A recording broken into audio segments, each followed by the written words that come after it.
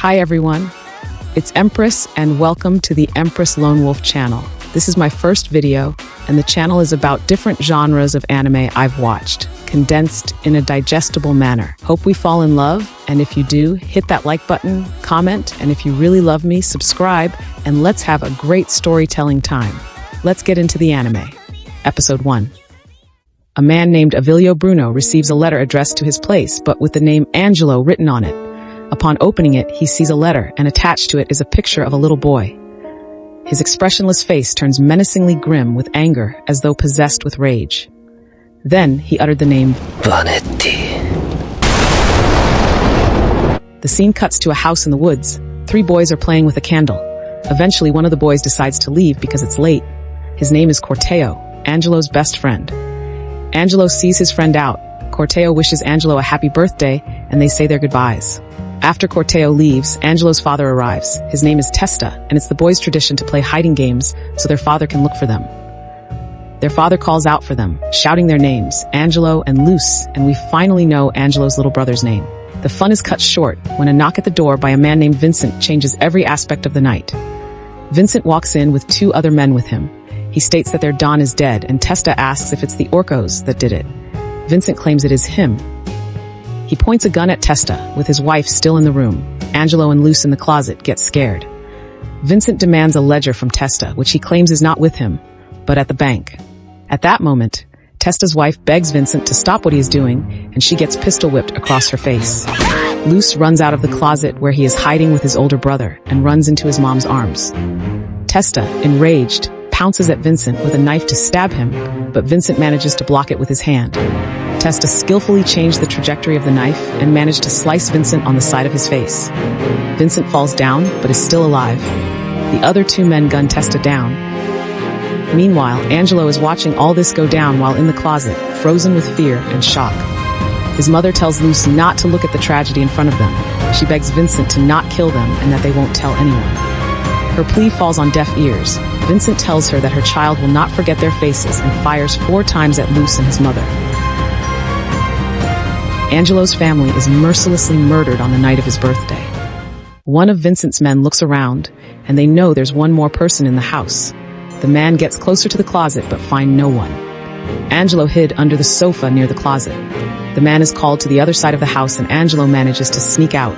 As he passes the bodies of his family, his face is buried in sadness, but he has no time to mourn, so with teary eyes he runs out of the house. One of the men notices him and runs after him. And we see a shadow of a 4th person at the scene. The man pointing a gun at Angelo hesitates to shoot, and when he does shoot, he misses. Angelo is able to get away. Angelo runs straight to his best friend's house, Corteo, who is not as well off as Angelo is. Feeling sympathy for his friend, the only comfort he can offer is a cup of hot chocolate. By morning, Angelo is gone. He goes back to his parents' house and finds it burnt to rubble and people surrounding it. He turns his back and walks away.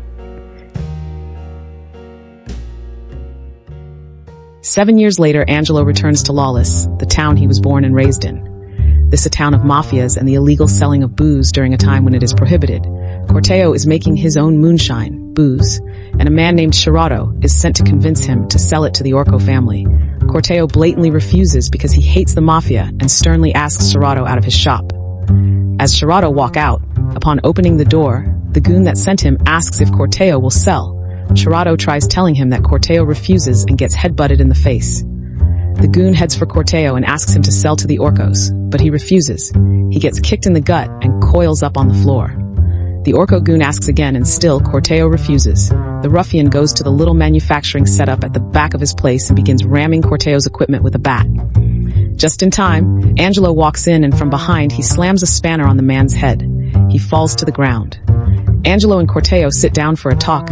Angelo alerts Corteo that he now goes by the alias name Avilio Bruno, and Angelo, Avilio, asks Corteo if he wants to make a little money with him by selling his moonshine to the family. He's not specific about which family he intends to sell Corteo's booze to.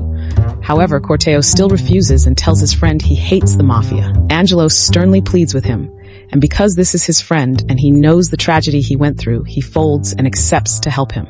The next day, they go to a place called the Island, where there's a bar called Speakeasy that is owned by a man named Grancio. After entering the place, they try to convince Grancio their booze is the best and pour it into a glass, which Grancio spills on the floor on purpose because he thinks nothing of it even before he tastes it. Angelo Avilio pours it into the glass again, and Grancio angrily grabs Angelo Avilio by his collar and tries to punch him, but is stopped by one of the other two men who were already in the bar earlier trying to sell booze they stole from the Orco family. One of the men shows an interest in Corteo's booze. He lights it up with a matchstick to check its authenticity, and it flames up, showing that it's legit whiskey. He then continues to drink it and instantly loves it. He faces Angelo and Corteo and tells them he'll buy it. Grancio at the back suddenly also shows interest and suggests buying it directly from them. The other guy among the two doesn't like booze but prefers coffee. While Angelo Avilio is still in the middle of negotiation with one of the two men who showed first interest in Corteo's booze, there's a cry at the door. One of Grancio's security checks the door while holding his gun and aiming it at the feet of the man standing at the other side of the door, and another man that was in the bar with that forces the security guy to open the door. Then there enters a man who takes the gun of the security guy and knocks him out with it. He introduces himself as Fango, who has recently joined the Orco family and is looking for a man named Nero Vanetti. One of the men at the bar murmurs that it is Don Vanetti's son. Fango states that he just found the Orco family's stolen booze in the parking lot, so he's looking for Nero, the man behind the theft. Fango calls Corteo over to him, and while pointing a gun at him, asks if he is Nero Vanetti, to which he replies no. Fango does not believe him and insists that he must be Nero because he wants to kill. Angelo intervenes and claims to be Nero. Fango shoves Corteo to his henchmen, who help him enter the speakeasy bar, and Angelo Avilio moves closer to Fango. As he gets in front of him, he manages to disarm Fango and put a knife at his throat and demand his friend be released. At the same time, Corteo has a knife on his neck from Fango's henchman, who is introduced to us as Serpente. Fango tells Serpente to slit Corteo's throat, and as Serpente is about to do it, the interested in buying Corteo's moonshine throws a bottle at Serpente and it knocks the knife out of his hand. This gives Corteo a chance to escape from his clutches. Fango also runs to get a gun that was on the floor. Angelo Avilio runs towards the bar counter, and the lunatic Fango starts shooting up the bar hysterically. Angelo jumps over the bar countertop and lands behind the bar. Corteo and the other men are already there, ducking behind the bar, hiding from the bullets. Grancio sneaks out the back door. In the meantime, Corteo is concocting something. He turns to Angelo and asks him to stop looking at him and start throwing alcohol at Fango, which he does.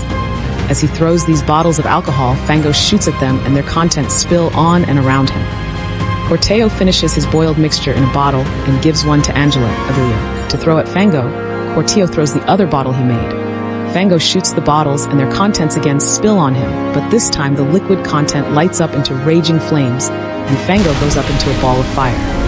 The four men run out of the bar through the back door as Grancio did. They are able to escape, they get into their getaway car and drive off. In the car, during a small chat, Angelo Avilio asks if that Nero guy Fango was really there, and the man driving the car pushes his hair back, peels off his fake beard and says he's Nero Vanetti. Angelo hit a jackpot. The start of his 91 days revenge begins.